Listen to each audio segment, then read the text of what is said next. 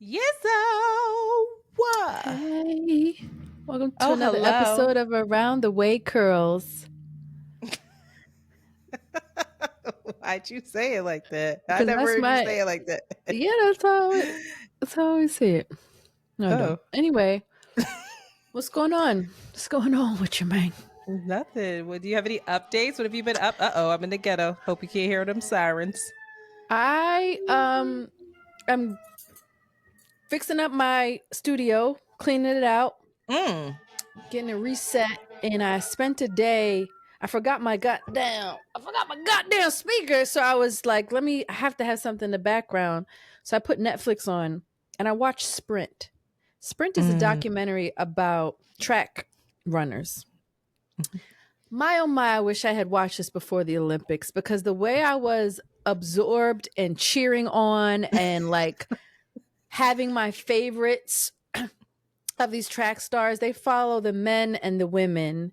And you really get to watch the thing that I took away from it the most was the mindset and the self-belief that these motherfuckers had, and how that can make or break you. Like, it made you could see one of the racers and they would be talking their shit and you'd be like, nah, you don't really feel that. No, and then they would lose, versus like Noah Lyles, who I don't like.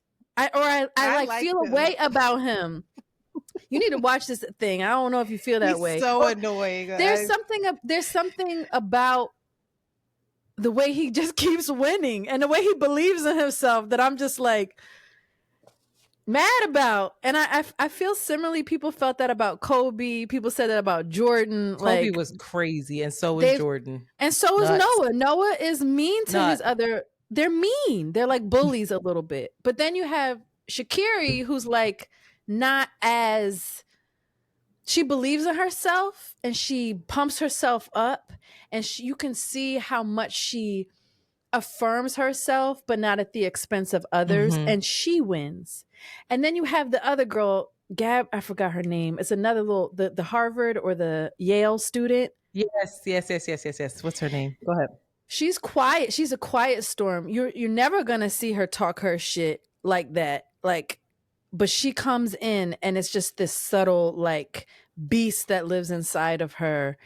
And I've just been meditating on like, or wondering, what the fuck do these people? Gabby Thomas. Gabby is not to be fucked with. She beat old girl in one of the races. Quiet Storm just came out of nowhere, and I was like, but just thinking about, again, I'm always like, boo, on affirmations. No, I love myself is whack.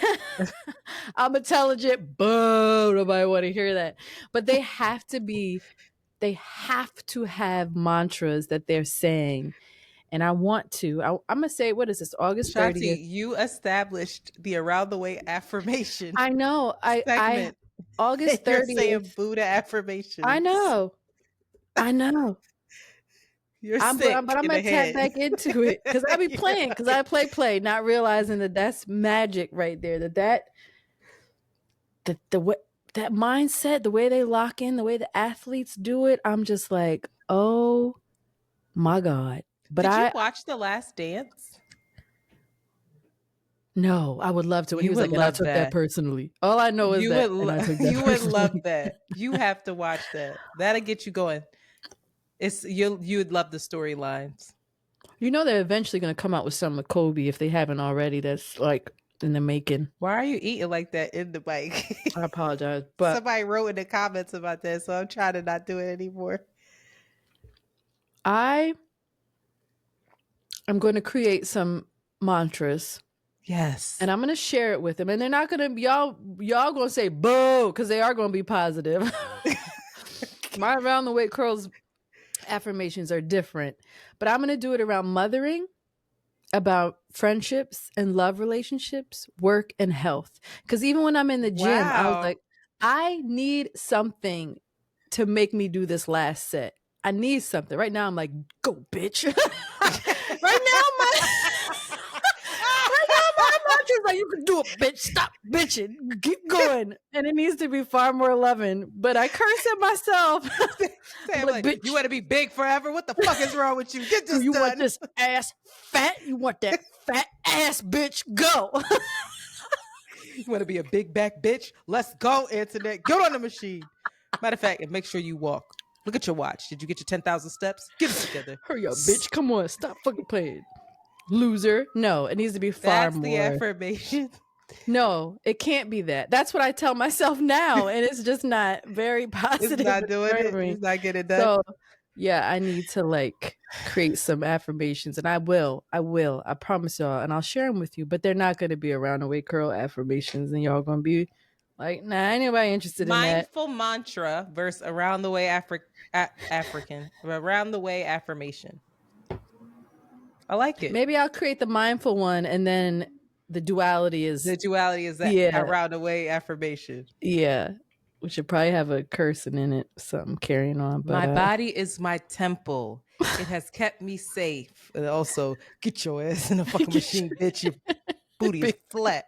Ain't doing shit. You flat-butted bitch. Hurry up. Get in there. Nobody wants you unless you stack. That's the clip. So, there it is. Do you have any other updates for us? That's it. Okay. Well, good job. Story time with Antoinette. Uh-oh. We're here again.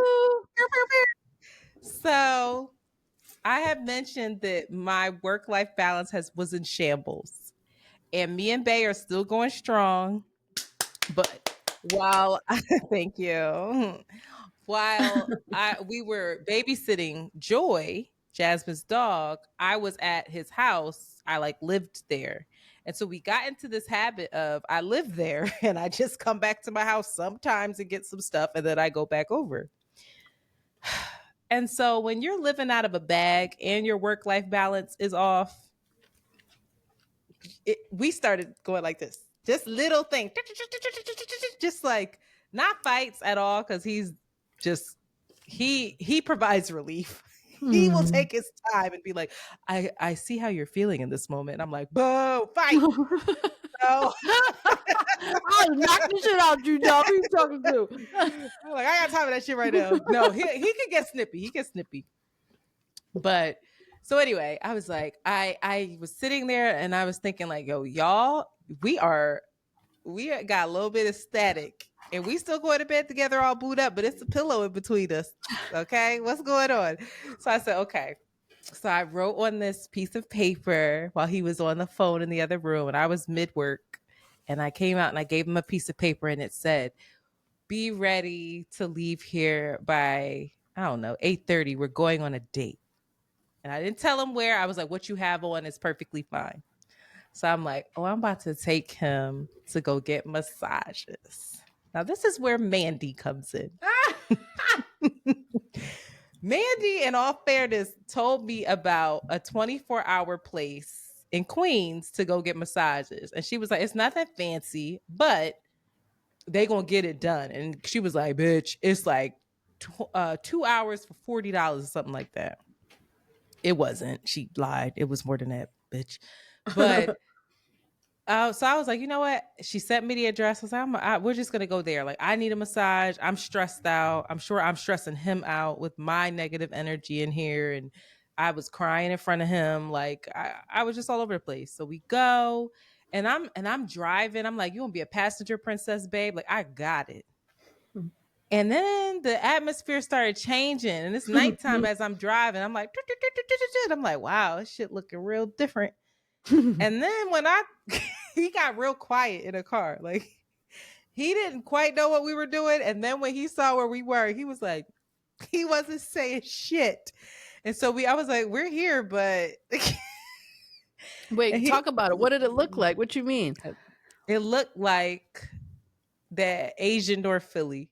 I was in the Asian North Philly for date night.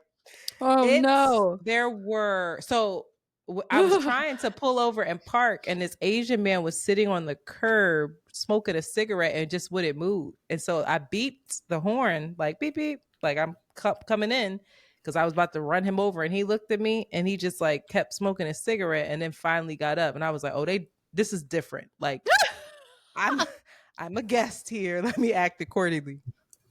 So then I just see like all of this trash. The PJs are next to us, literally next to us. There are Asian prostitutes all out with Asian pimps, literally sitting on lawn chairs on the corner. Asian pimps? Asian pimps, girl. On And lawn chairs? I said, babe, I'm in the Asian North Philly. And he was like, you took me to Flushing for date night? And I was like, I know. And then I was like, Mandy told me, and he was like, who? The way I was screaming, and he was like, oh, he was like, I said, I know, you're bougie. He was like, I said, she's bougie. Sometimes she told me it wasn't like fancy, but I didn't know it was this. Girl, we walked down the street and through a pile, when I say a pile of cigarette smoke, to get up the stairs of this massage parlor where only one person spoke English. That's cool.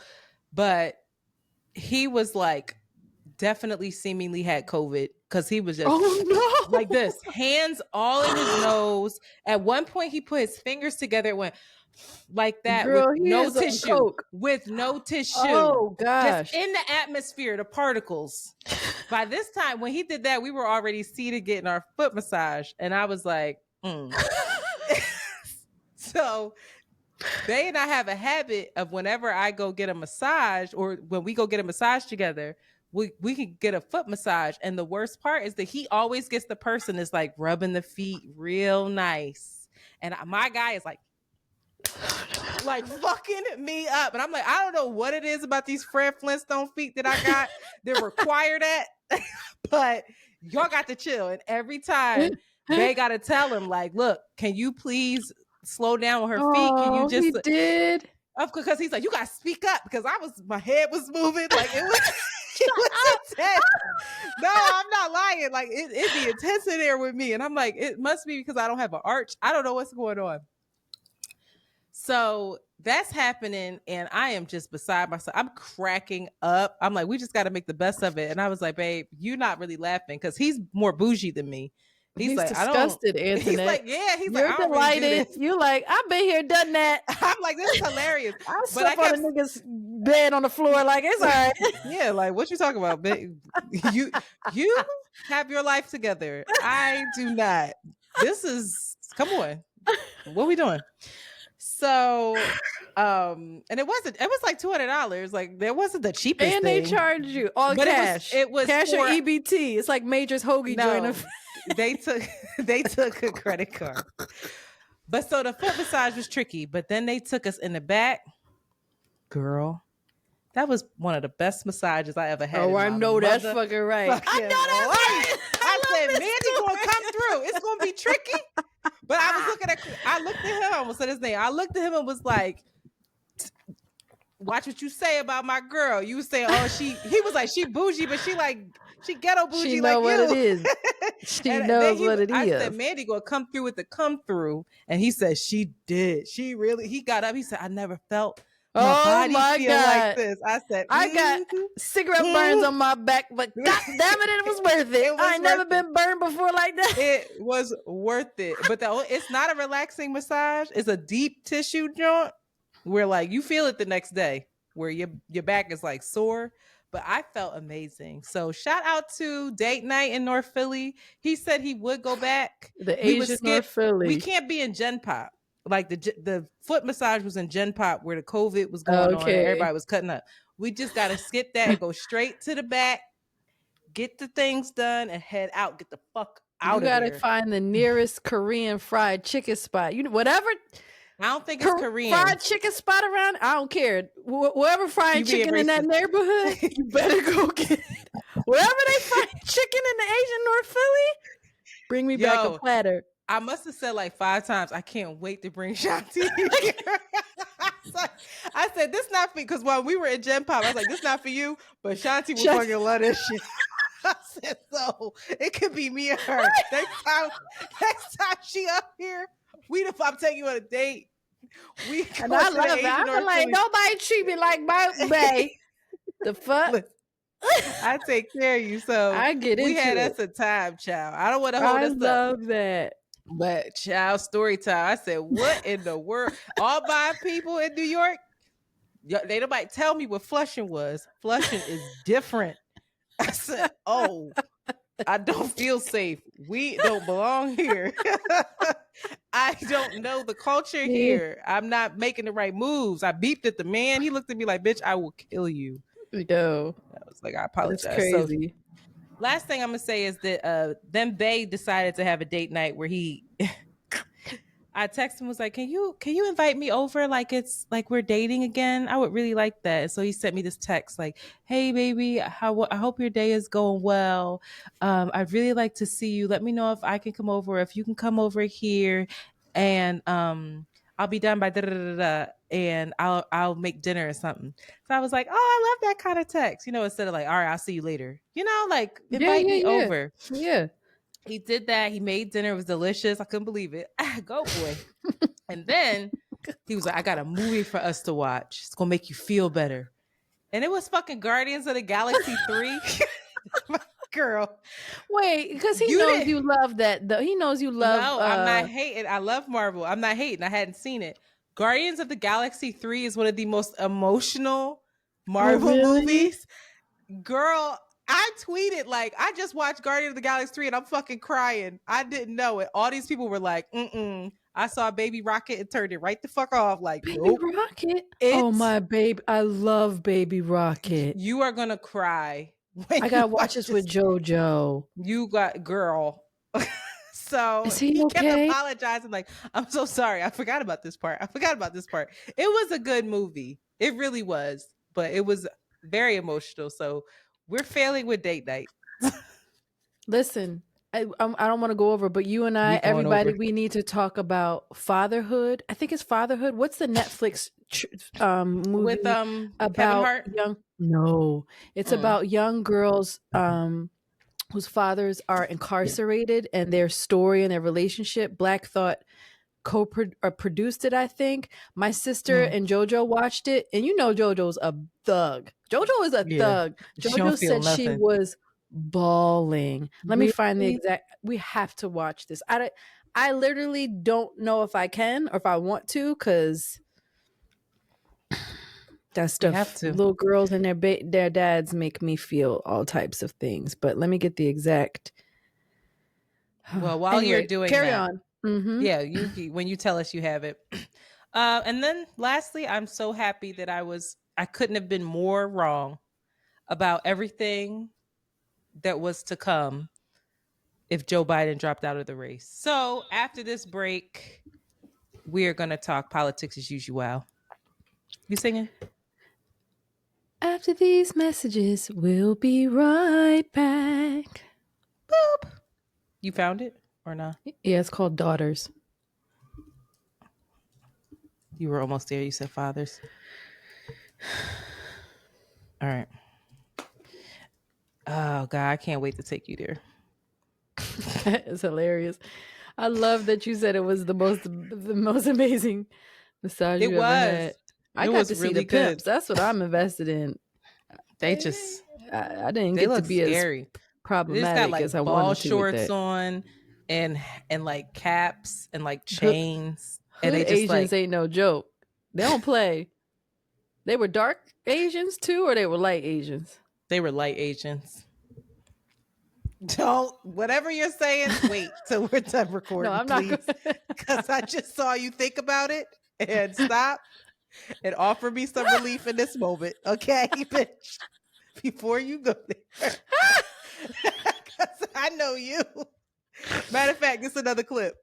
Are they dark Asians or light Asians? No context. Don't. That's the clip. Check us out, y'all. Well, we can, matter of fact, let me mark the clip. When we come back, Can you you'll put get this episode. You should put that. You should put that. You should tell your story. Is that story too long to even put that on there as well? It's too long. No.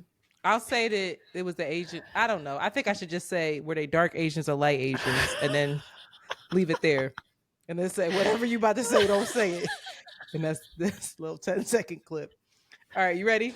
Let me get serious. It's so hot. Ready? Mm-hmm. Oh, we should write when we're back. Duh. Why we ain't never do that? Can you do that? Well, I'm And looking we down. are, and we are back. So politics as usual.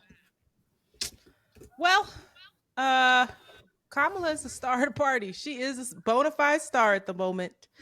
Um, I don't know how in the motherfucking world this motherfucking election is still this close, but it is.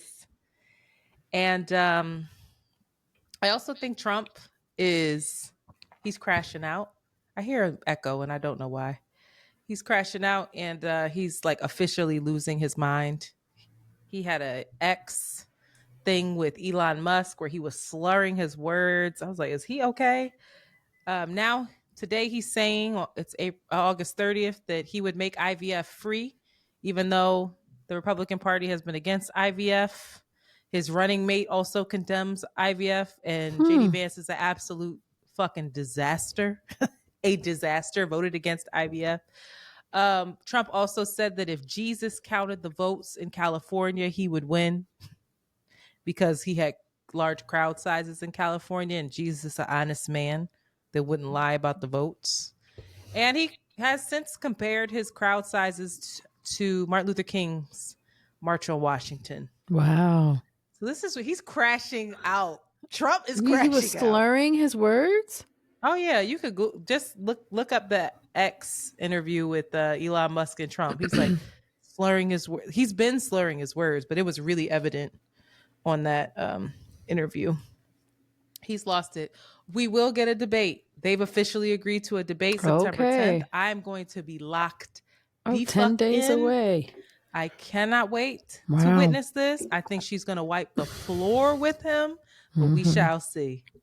Just going to talk about the DNC for a second, the Democratic National Convention. Did you happen to catch any of that, Shanti? Just clips and things, little speeches here and there, but no, I did not watch it. And I highly recommend that everybody listening to this podcast listen to Michelle and Barack Obama's speeches. They are just bona fide stars. They are some of the best orators that we will ever experience in our lifetime. I mean, Barack is more contained, even though he was loose a little bit. But Michelle, she can speak to things in a way that's just more authentic, more clear, more poignant, more of a but still classy because she isn't an elected official. So she doesn't have to play that fucking game. So all of the shit that she's been holding on to, she got out, I feel like, in a very effective way. Everybody was talking about her speech. Everybody was like, this woman is a star. Not only that, but their messaging for some reason just works. Like Joe Biden's messaging just wasn't landing. There was nothing he could do. Even Kamala's messaging under Joe Biden wasn't landing. It just wasn't. The speech writers, and I have a feeling that the Obamas are very close to the speeches that they actually say, because they're not like stuck to a teleprompter the way other people are. But the juxtaposition of the two, the RNC versus the DNC, where the RNC was all it was just talking about, it was fear mongering, and really kind of lame and long and boring and subdued, whereas the DNC was really energized. And I was happy that they did not focus on the fear mongering of Donald Trump. Like they touched on it, they talked about Project 2025, but they were really talking about a vision forward. Whether we believe it or not, it was effective messaging. That's where I'll leave that. But I really encourage folks to watch their speeches. It will the help Obama you. speeches. Yeah, it will help you, I think, in any field that you go in, because it's just showing you the difference between like a leader and that the difference between like a leader and just somebody who's a boss. Mm-hmm. You know, Mm-hmm. like they Mm-hmm. really know how to inspire and Yeah. activate the Yeah. people Yeah. Yeah. around them Yeah. in a different kind of way. And it Absolutely. feels like they're in the trenches with you. And Mm-hmm. Kamala's speech she was no slouch either. I have a clip that I'd like to play later if time permits, but the Obamas are just when they walked out there and they spoke, it was like, oh my God, I miss them so much. What the fuck? Like I miss them. Um, it was interesting. Hillary was all right. She was good. She did well. Bill came out there and his age is showing. It was like he missed a step or two. You can He tell. tripped, or you? What you mean? No, Oh, I mean oh, just in in terms his of his. delivery, it was much Oh, slower. It's uh-huh. not the same charismatic Bill Yeah. that who used to be able to really resonate and connect Raise with the people folks. up. Mm-hmm. Mm-mm. He did have a really interesting point where he said, and he kept saying, I looked this up. I looked it up 5 times, so I thought I was wrong. And all the people were fact checking, and it turns out to be right. That over the past, I think he said 50 years, Democrats have created 50 million jobs versus Republicans who have created 1 million. Interesting. Right. And when he said it, I was like, that can't be true.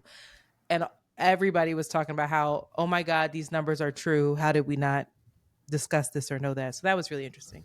But let's get to Kamala, right? Kamala's plan, right?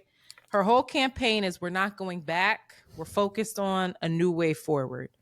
And also her social media team, brilliant. They are brilliant. They deserve a lot of raises because they're out here getting messaging out and in a way that really resonates with young people. It's funny, it's like quirky, it's really good stuff. I believe that she hired the Obama campaign people to do her As social she media should, as as well. everybody should. Like, Hello, but it's the Cadillac of campaign right. management there. She didn't explicitly talk about gender or race. Which I thought was actually smart. She wasn't talking about how this is going to be a groundbreaking time for her to be the first Black and South Asian um, Woman nominee president. and possibly president. Mhm. Uh, but her policies have been rolling out slowly, and she's been getting some flack for that. We're like, okay, it's all fluff, it's no policy. So I think it's taken her group some time to get policy together because she didn't know this was going to happen. But the elimination of medical debt for millions of Americans, the first ever ban on price gouging for groceries and food, which I don't understand how that works, how you actually implement that. Um, a cap on prescription drug costs, which she's already started with Biden, and obviously the insulin that's now $35. It used to be hundreds of dollars.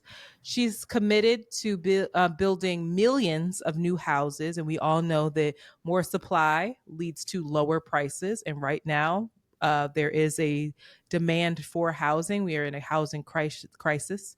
She's also wanting to place a $25,000 subsidy, put that in place for first time home buyers, allowing them to basically put a down payment on a house or even like closing costs, since a lot of people look at that price tag for the house, but they don't consider the closing costs and the down Mhm. payment that's needed to actually secure it. Mm. And a child tax credit that would provide $6,000 per child to families in the first year of the child's life, which is huge. The campaign says that its plans would be paid through taxes on corporations and some of America's highest earners. She also said in an interview with uh, Dana Bash last night that she would appoint a Republican to her cabinet. She invites and needs diversity of opinion. I'll stop there. Um, yeah, I mean, they all sound good. I think a lot of this would have to be pushed through Congress. Mhm. So this same thing with Biden, he wants to get it school student loans, you know, absolved in certain ways, but he can't get Congress to actually agree to it. So he's stuck and he's fighting in the courts because he's trying to push it through his own presidential power. Whereas a lot of these would need to be pushed through Congress. So just keep that in mind as she's saying this, but this is what she would want to do. Any thoughts?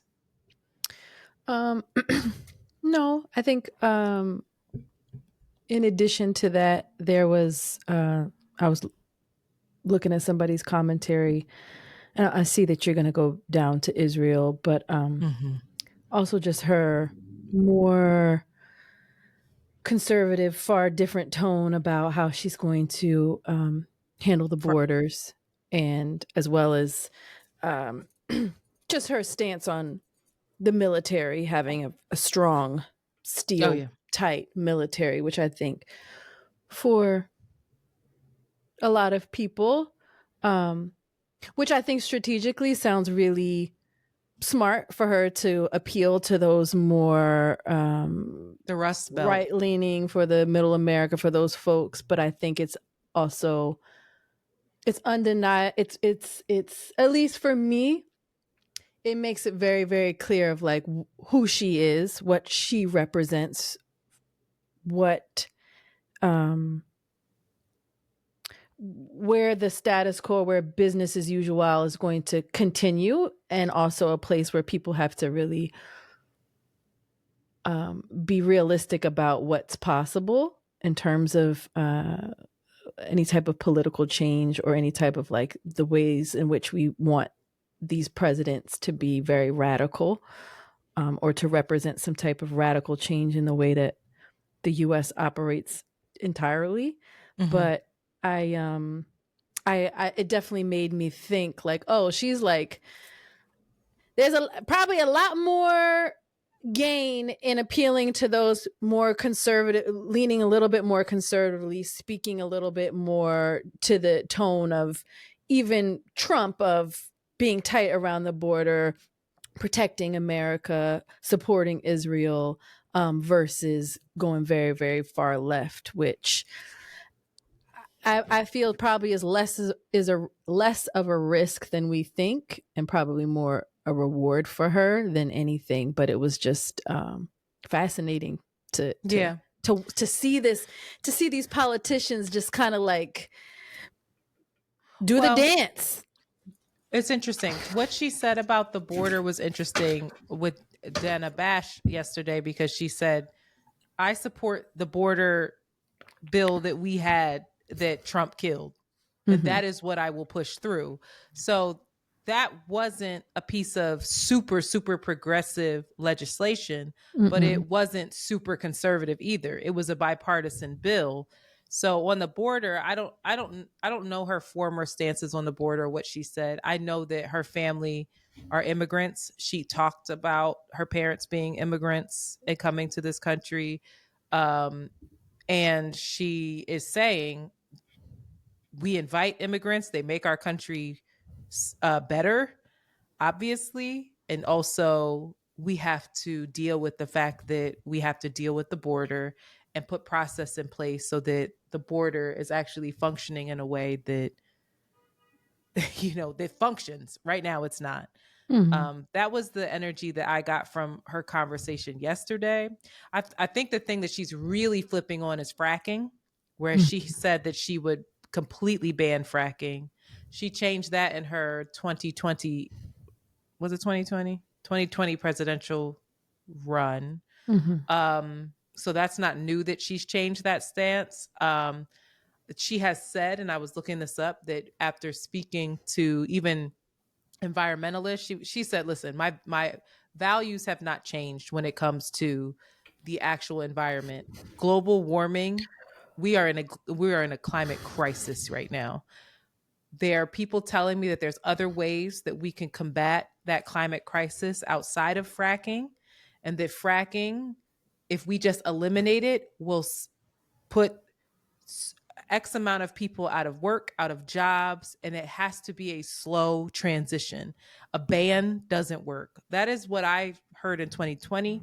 I'd be curious to hear her go into more detail these years, and these current years. I'm not sure what she's going to say. In my mind, yes, will we like fracking to just be gone? Absolutely.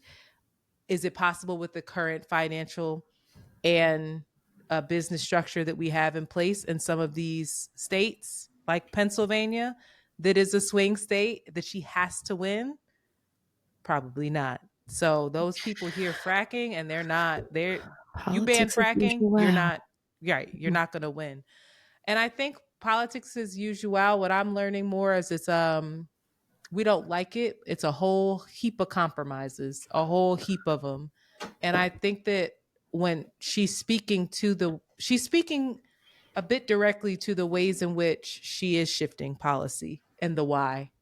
So I can appreciate that a little more than like a JD Vance who is just like, Trump's Hitler. Oh, I'm on the ticket with Trump.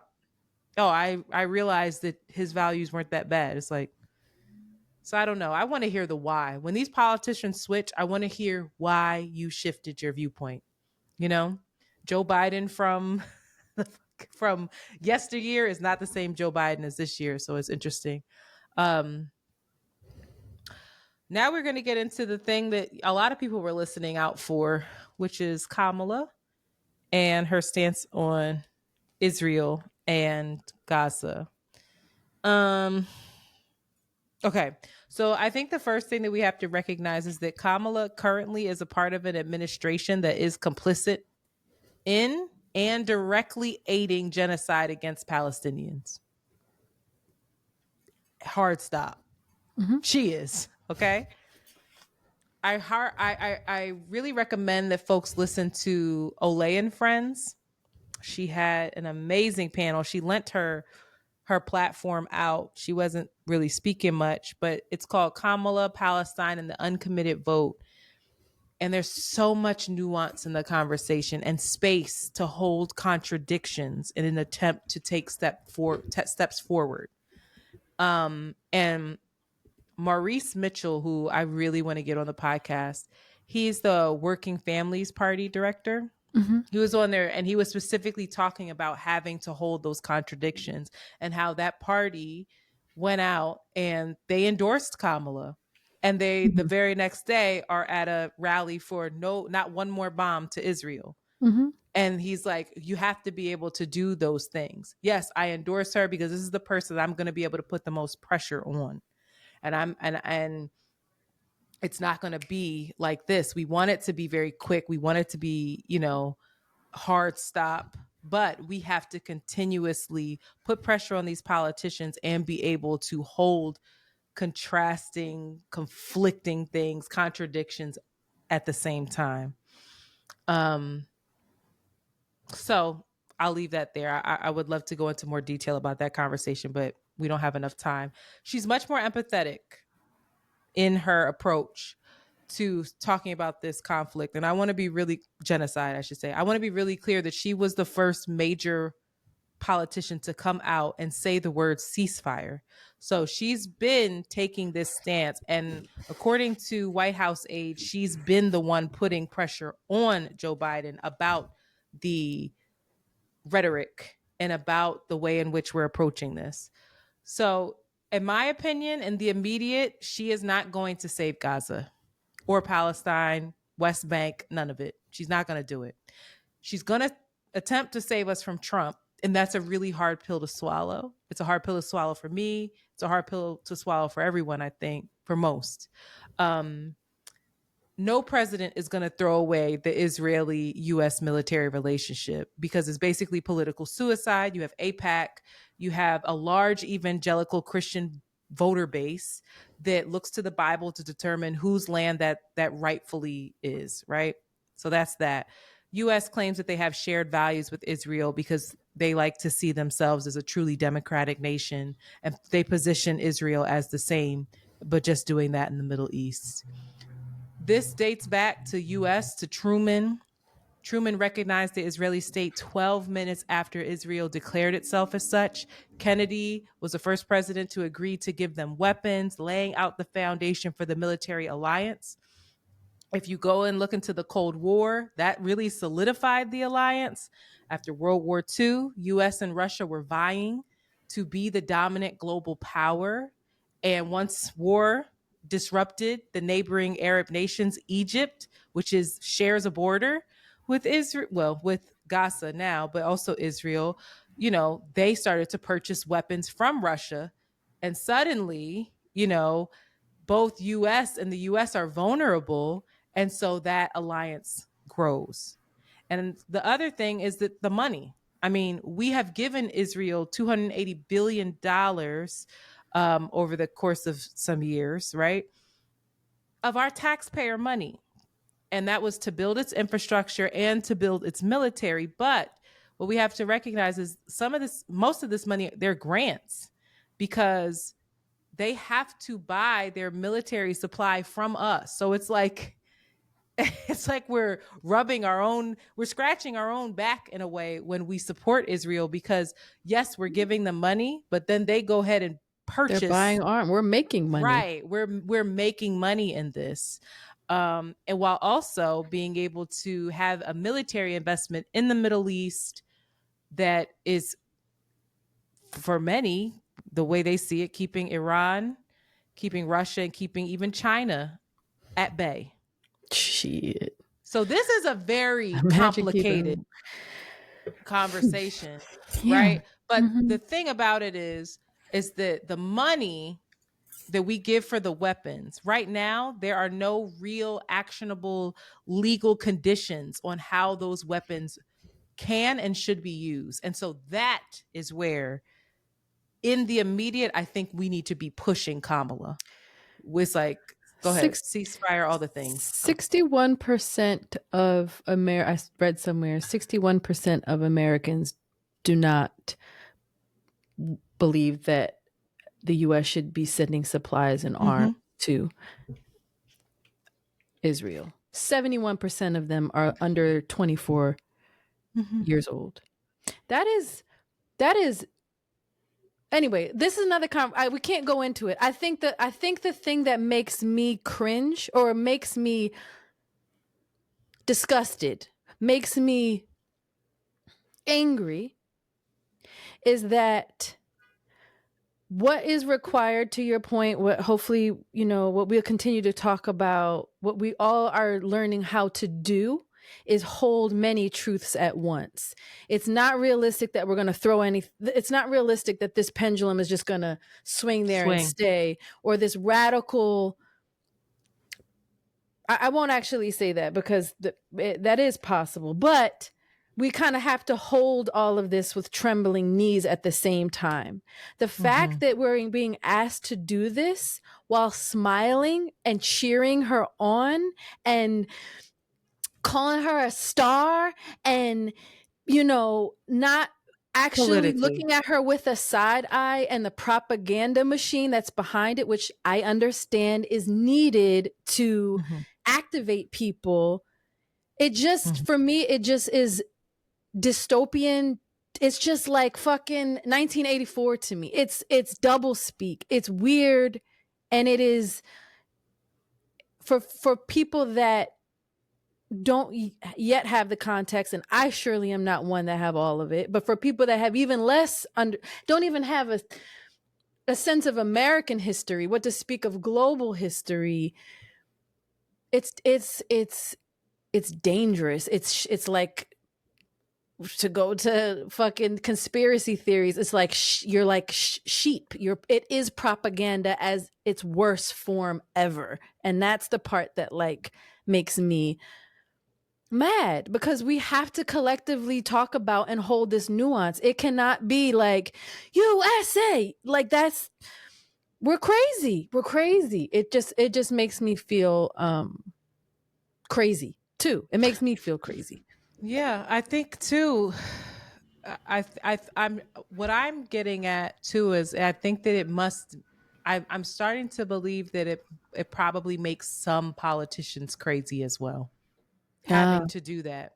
And I think that's the conversation that's not really being had, is that being in a position that you inherit this foundation, right? You're inheriting the fact that we are in bed with Israel. We are reliant on Israel. It's been that way for years. And now Israel has Netanyahu, right, who is very, very conservative right wing, who went to the United Nations and held up a map of Israel, and Palestine was gone. It was the whole damn state was Israel. Like, that's the type of person we're dealing with, that we're having to figure this out.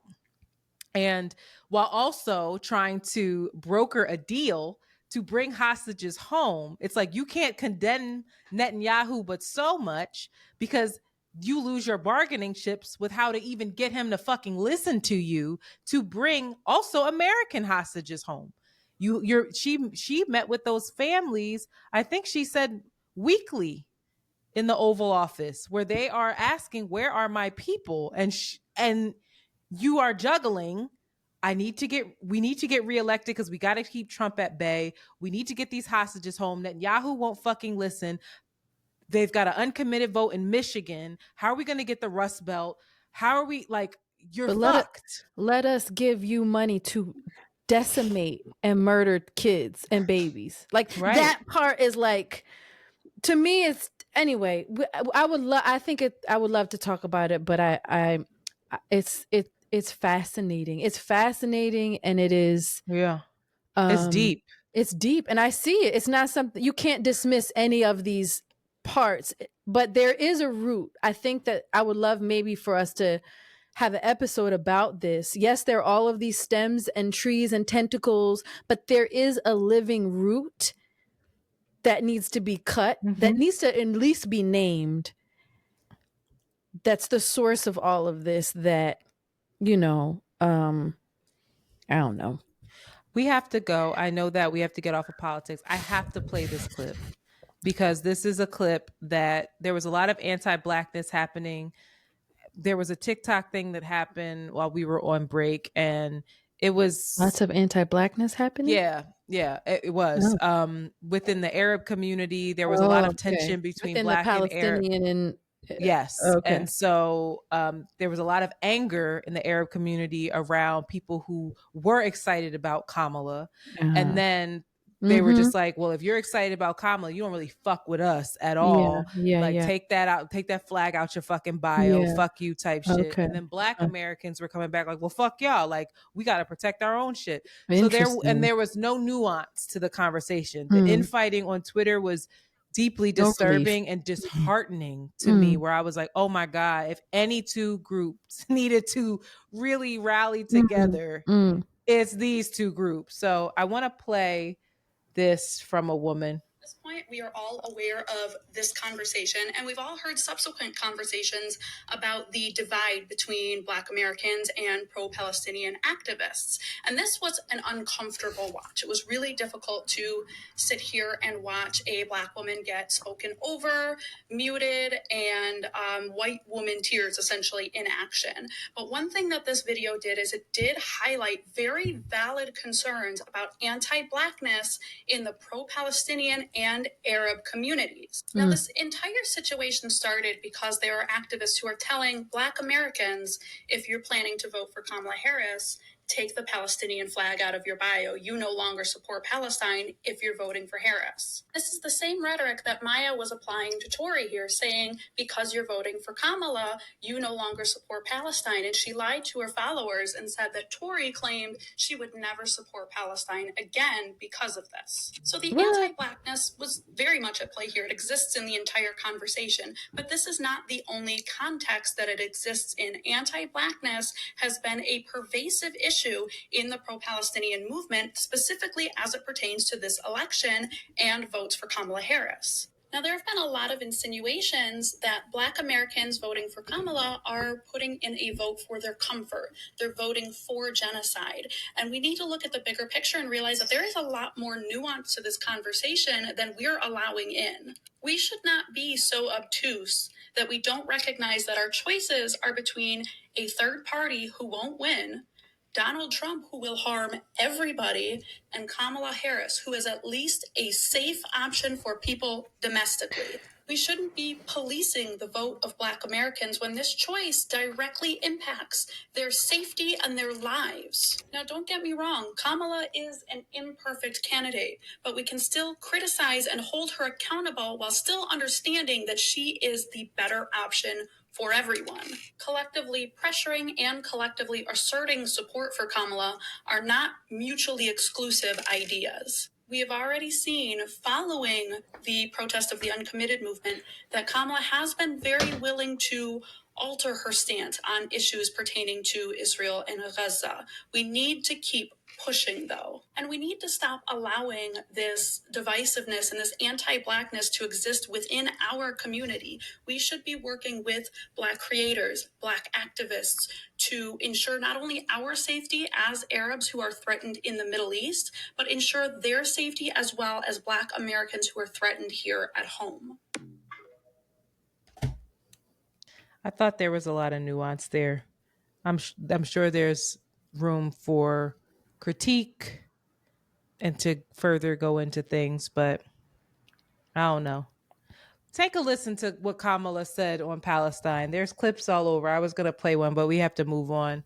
The rhetoric is definitely different. Policy, not so much. All right now. And so we went to, thank you, Antoinette, for that. All right now. She had it. She pissed. She's like, oh, I'm fucking frustrated. Heard you. We went to y'all and asked, because, you know, Antoinette has been working like, we've been busy. We've not been looking at the shade room. We're not feeling the need to stay up on what's going on. We are being our true selves and kind of oblivious to what is actually happening in pop culture.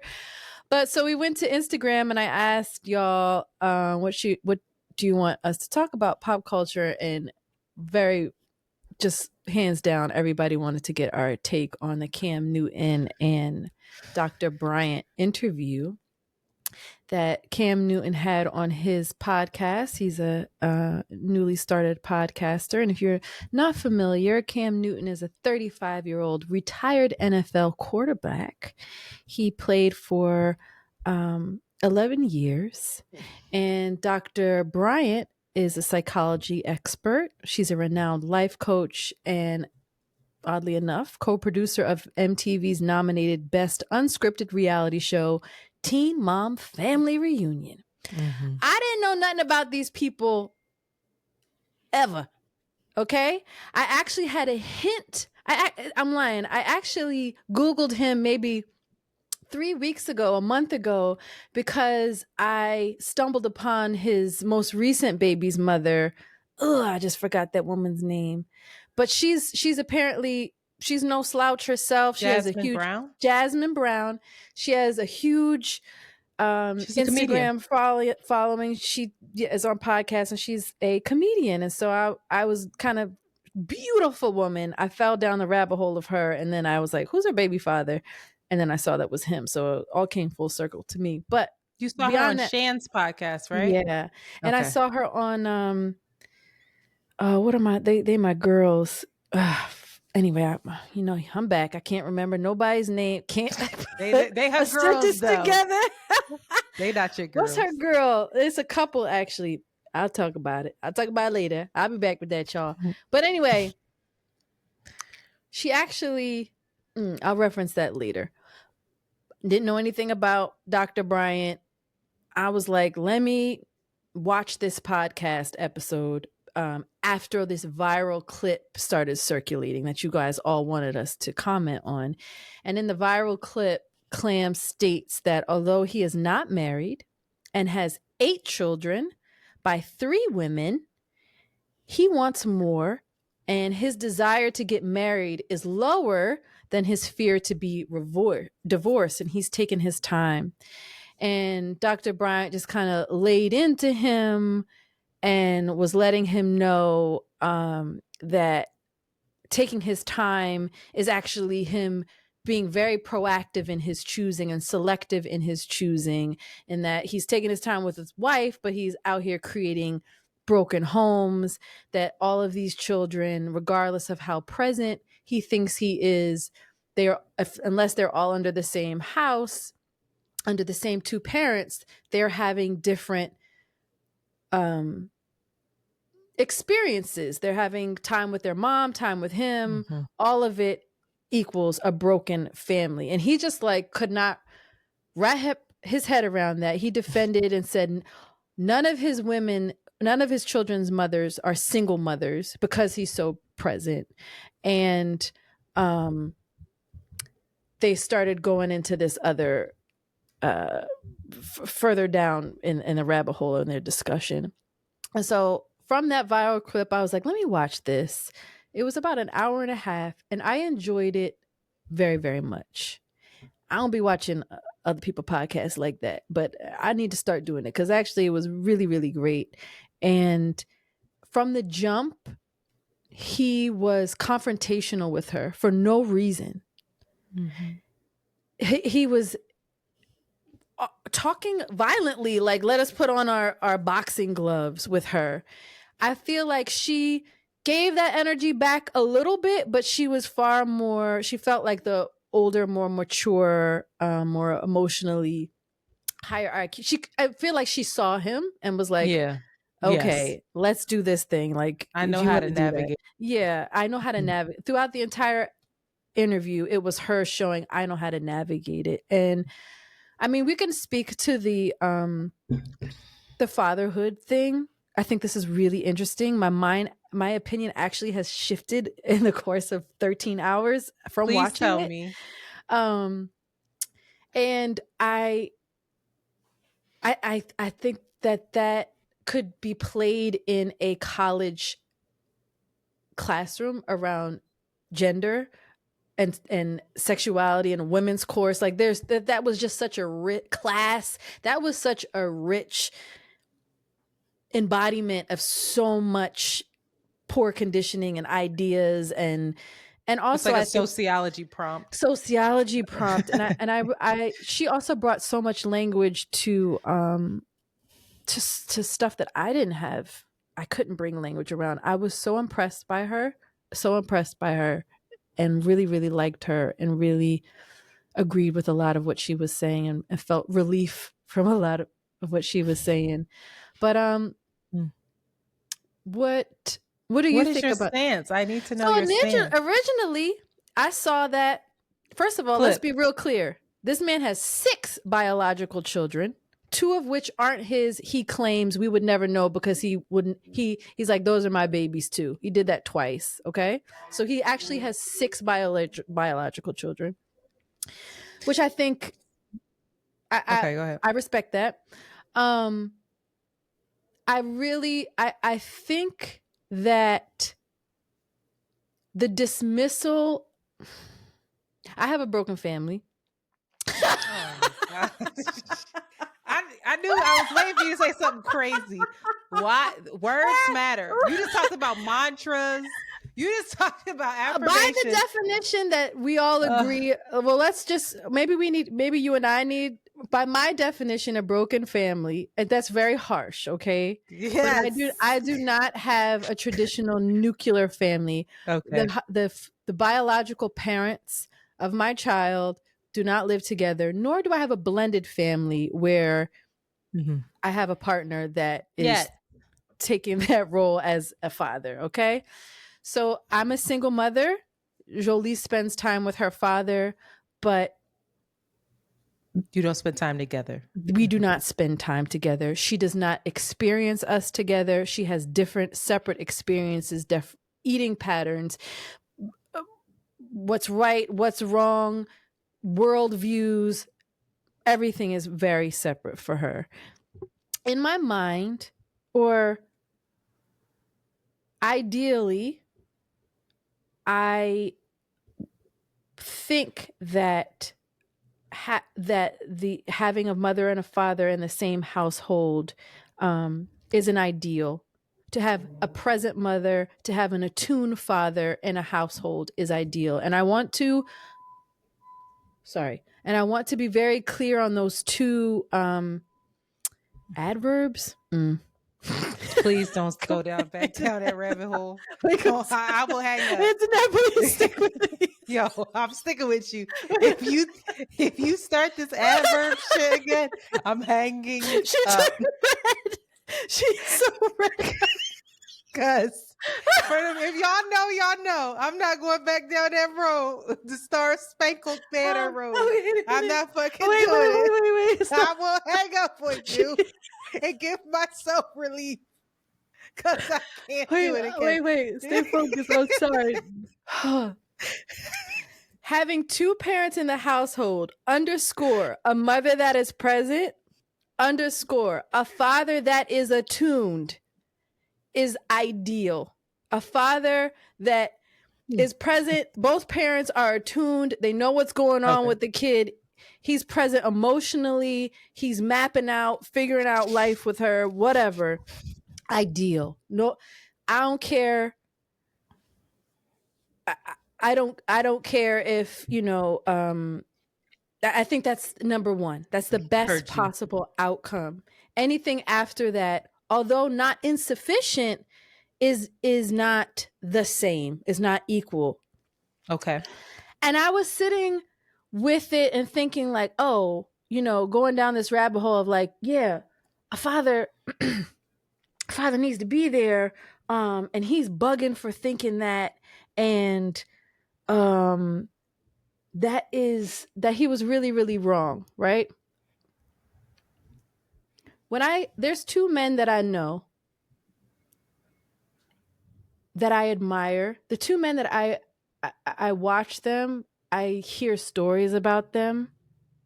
I have received advice from them. I watch and admire their children.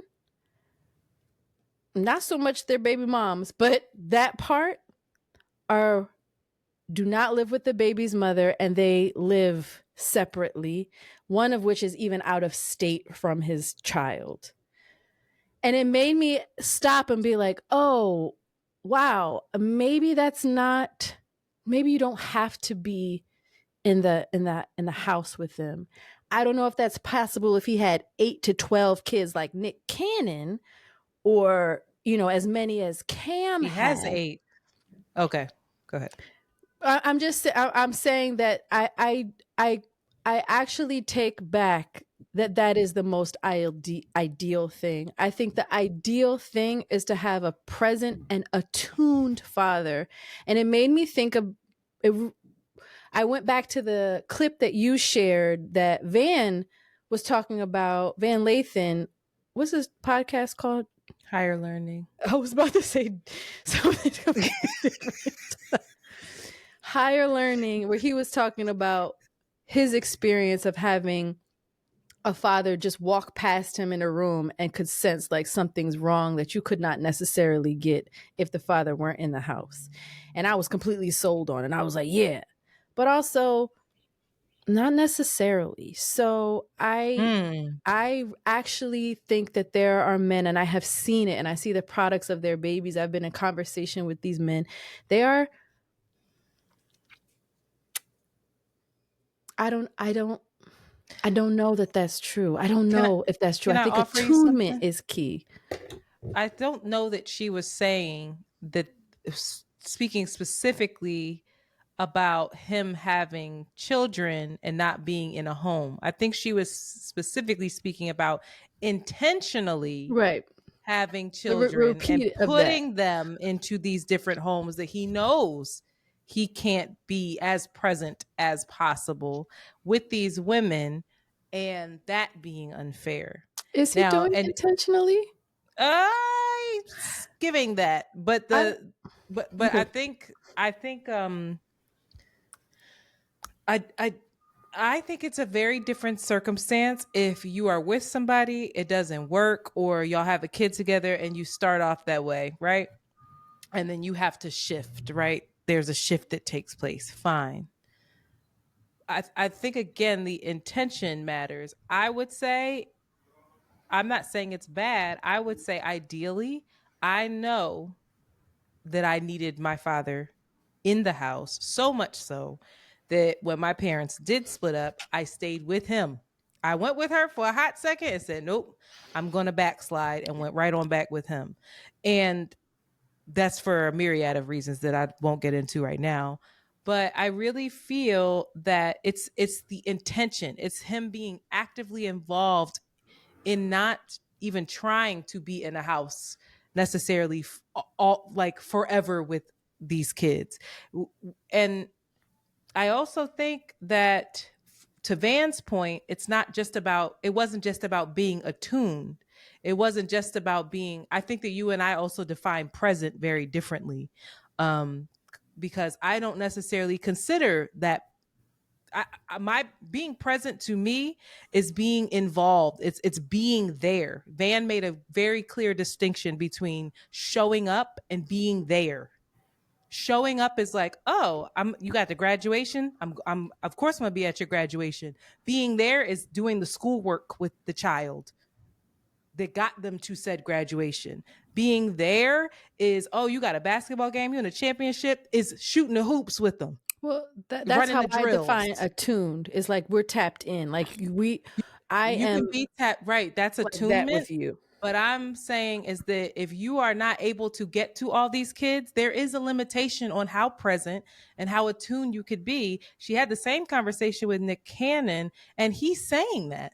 He's like, this is getting really difficult now that these children are getting older and they have different things going on in their lives. Their mothers are moving, things are happening, and I can't be fully present everywhere. Like, I can't show up the way I wanted to. It's another thing, like you said, to have a blended family that's coming together. I think about the Smiths, where that woman is spending holidays. Trey is with them, and Jada and Willow. And you see what I'm saying? Like, they're together, and it allowed for what I think for Will and for Jada to be present in a different kind of way. And I've seen other families do it. I remember growing up with a girl who was like, I got two dads and I got two moms because her parents split up. They had remarried and they all came together for holidays. They came together for anything at the school. Like, they were together. And so that's where I That's don't what. Well, let me agree know what you. To be clear, what is your take on that? Because I on even being in your present. no. Just yeah, I'm not clear that what we What are I differing in. I don't well, what understand. I don't know that we're, because I think when I say be present, it means you're putting the kids to sleep at night. I'm gonna tell you what I grew up with, and so I always said if I had children, the standard would be so high for my partner, and probably nuts. But you're putting kids, you're bathing them with me, you're doing her hair. Like, these are all memories that I have. Like, I wake up and my dad is there. I come home, my dad is there. He's helping me with my homework. He sends me off to school in the morning. He's checking me on certain things. We're outside playing baseball with all the other kids. He's taking me to dance class. He is involved in my everyday life. To me, that's being present. If I would have been away from my father and he's just checking in here and there and making sure I'm good and probably attuned to like, oh, you backsliding or something seems off with you here and there, that's not enough for what I would require it as a mother. Because just simply because I experienced a full-time father. There were no days off. I didn't even go to babysitters. Yeah. We were with him. So to be clear, maybe the word attune is what's thrown off. It's present. You kept I saying like that there's a possible. You kept using the no, word I present, don't, and to because me, it's not. That's not present. obviously, just because a man's in the house doesn't mean that you guys are attuned and he's assimilated and he's emotionally connected and tapped in. Of course and not. So that's what I'm not saying anything different from you, that Okay. a present father is all of the things that you just mentioned. An attuned father is all of the things that you just mentioned. You can be physically. Cam can't do that. To me, if you're physically miles and miles away, you can't do that. Doesn't make you a bad father, but it's not what I would want. So you ask me, so that is not what I think is the best for a child. That's not what I think I would want moving forward for me. For me. I think, go ahead. Sorry. That's all. That's what I'm saying is like, I think that I understand people do it and they do it to the best of their ability. For me, and that's no diss to them, circumstances happen. I know a great father who loves their kids. We both do, who's away from their children right now and doing the best he can. To me, he will never be able to be, he will never be able to be as present as he could if they were in the same house and together. It's just like, that's just it. Like, he's not even putting the kids to bed. Like, that's just what I'm saying. Here's a perfect example for me. I think he would not have been, I think he is not a better even if he were in that house. Yeah, either way it doesn't work. Well, but I'm to my point, even if he were in that house and we know how he was showing up, he is not a better father than the men that I know that are 2,000 miles away from the kid, or only sees the kid for half of the week, in the terms of how yeah, I don't think you're hearing me. It's not about them being in the house. It's about the action. You just like you, so I'm agreeing. They can be in the house, but if they're not doing all the things that I just laid out in said house and that's what presence is to me. All being that involved in the child's life, then that is not the ideal scenario for me. because Cam has 8 kids, logistically, it's impossible for me. But if a man has 1 kid, it is possible that he can be that the woman may not feel like a single mother, and that, or the labor, both emotional, logistical, and physical, can be comparably shared. Maybe because the child is there 1 extra day, maybe it's over. But in my mind, and what I have witnessed, also I may be assuming, I don't know the exact ins and outs. I would actually have to sit down with, I'd have to see the kid, the mom, and the father. But I feel like one-on-one, or with one child, that's very impossible. And I feel like I feel I'm sure it is for compassion. them. You're just talking about Again, for yourself, and for yeah, her, and she said the I'm not same talking thing. about for She said the anybody same else. thing. I'm talking about for me, truly, because I know that people are getting it done. I'm talking about what I would want, and I'm not even thinking about as a mom. I'm thinking about what I would want for my kid because of what I needed as a kid.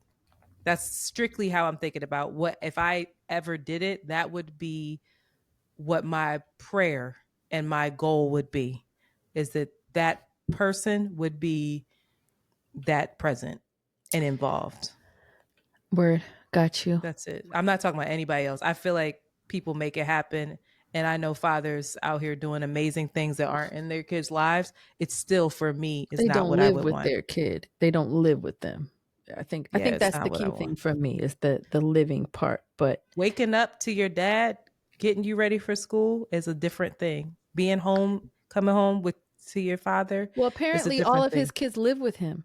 And it's the women that are the ones that they go to have separate lives. They do wake up to their father. They don't wake up to their mother. Even that, tricky. Then it gets That's tricky. tricky. But That's to hard. The clarify, same thing. Yeah, it's not just it, dad. it's It's tricky. We're past our time, but I would love this conversation, I think, or this interview. It just had so many layers. And when she goes into how guarded and how stunted he was, because he could not wrap his head around, which I feel is his deep mistrust of women, because of the low value, high value, and I mean that by Kevin. Samuels. Kevin Samuel standards of, if a man has money, if he has like social monetary wealth, then he is more high value. Cam is so fucked up by that. Why? First of all, he's an incredibly good-looking man. He's probably been Oh, Cam's groomed. been fine. Yeah. He's been groomed to be a high-value man. All he knows is that. I don't know what I would imagine in high school, I'd imagine in college, I'd imagine going into the NFL, the types of guidance, the type of interaction with women, even the conversation that he had with his mom is just made my head explode. He has been groomed to be mistrustful of women's real intentions and value and love for him, to the point where he cannot open up. And I think we are all like frustrated with him, and frustrated with the how he's wording it. But I think there's that is a stunted, guarded person that is scared and does not believe. I don't know if it's connected to his belief that he that he can only be lovable because he has money. The only reason he's getting these fine, gorgeous women and is because he has money. I don't know, but his entanglement with that value system just had me like, oh, Well, also, wow. I think I don't want it to be lost on us that he said he wanted more children. Right. And I think there's something to be said about somebody that comes up. Cam is a Heisman Trophy winner. I don't know what that means. That's like in college, it's like the greatest achievement that you can get. It's like you were the best. Yeah. Right. And then he goes into the NFL and has a great career and is a star, is like a celebrity NFL player because he is very handsome, yada, yada, yada. But he's also really condescending and arrogant Closed. and closed. And it, to me, it strikes me as somebody who's deeply actually like he's highly intelligent and high functioning, but also like really insecure. Yes. And his whole life, he grew up in spaces where he was being cheered, where he was being exalted. So it's not lost on me that someone like that might want a harem of children and women to exalt him. And it's not lost on me that when I watched that interview with Jasmine and Shan, the way in which she spoke about him, that she basically is like at his beg and call, that she was like, I know what he needs before he even needs it. It's my job as his woman. Like he places people around him so that he is the king of the castle, so that he has this almost audience and of people to applaud him and to be in reverence to him. And that's what he's experienced in his life. And when you leave the league, it's not lost on me that you might want that and try to recreate that feeling. But the deeper, I think, but also being guarded and mistrustful and disconnected. Like also he's because really that's all he knows. That's what love is. That's all he knows. That is exalting. Yeah, it's high value and but you at the same time, I hear so many men repeat this same thing. It's not just him.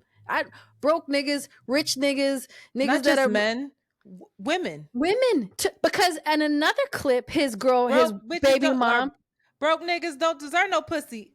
I know that's right. Hello, that's all we talk about. His baby mom, she was doing a stand-up and she was like, I know y'all all looking at me crazy because I'm with a man that got 8 kids already, but let a millionaire push up on you, a multi-millionaire push up you, and let me see if you don't fold as well. Like that was, and the whole crowd erupted. Yeah, you think it's not in her. I would think she adopts the same thought process. He is high value because what he offers, and that's why she's going to exalt him in the way that she does, because he's earned that because he is a millionaire. So why are we all looking at him crazy? What about all the women that to the point? Oh, he had 4 baby moms, 3, 5. Oh, he kept. So it's like we're looking at him crazy, but we're not, and we're all like, oh, those women. You need to listen to Higher Learning, because I don't feel that way. And Van pointed this out, and Rachel was she wasn't trying to hear it, and I was just like, Van, I don't know what you're talking about. Where he pointed out, like, well, what about the women? Like, come on, like they're making these decisions to be with him. Baby mothers. They can't, right? Like, what are we talking about? Yeah. And she pushed back on that, like, you don't know what he's telling them, this and that. Sure, okay. There is some responsibility that we all have in every decision that we make. Okay? Period. Yeah. Point blank, period. Yeah. And they can be getting their heads capped up. He could be doing all kinds of fucked up stuff. We don't know. But regardless, there is information that you have before you enter into partnership with someone that should inform the decisions that you make. Because none of them women would be with another nigga that has maybe I have seen women actually that have nothing and they still partner with niggas that have 8 kids. But majority the consensus would be no. But to Jasmine's point, let a multi-million dollar nigga pull up on you with 6 kids and see if you don't fold. I thought that was saying somebody with 6 kids ain't shit. It's just interesting how we value men, how we value women.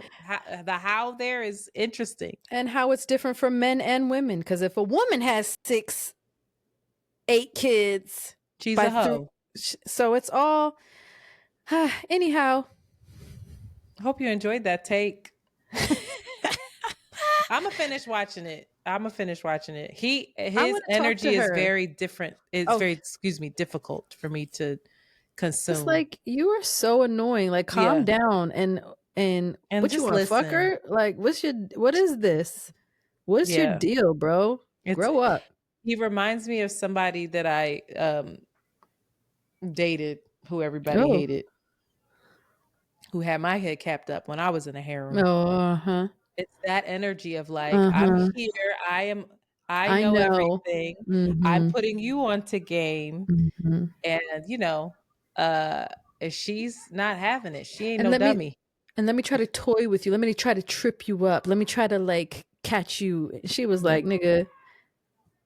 All right, well, maybe we'll get some more episodes from that. I would really love to talk to her because the high value, low functioning dynamic that she brought up was just fascinating to me. She said that in her work with men and women, and I don't know the statistics of how many men versus women she works with, but she said 70% of women are low functioning compared to 30% of men. Low functioning in their